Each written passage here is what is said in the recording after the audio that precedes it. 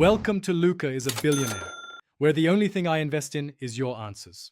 You start with a clean, bright workspace and washed hands so no oils transfer. Once ready, power off the Fold 6 and remove any case. You want unobstructed edges.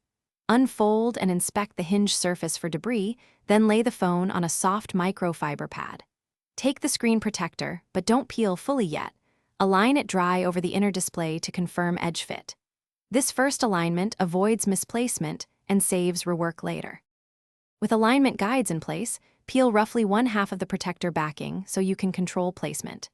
You align the top edge first, matching cutouts for camera and hinge, then slowly lower the exposed half while smoothing. Once the first side seats, peel remaining backing and press down progressively. This prevents trapped dust. Use a soft squeegee or card wrapped in microfiber to push air out from center to edges. Make sure you press evenly to avoid uneven adhesion along the hinge. Finish by firmly pressing all edges, spending about 60 to 90 seconds so adhesive bonds, and then unfold/fold the device to confirm smooth movement. Once done, test touch responsiveness in cameras.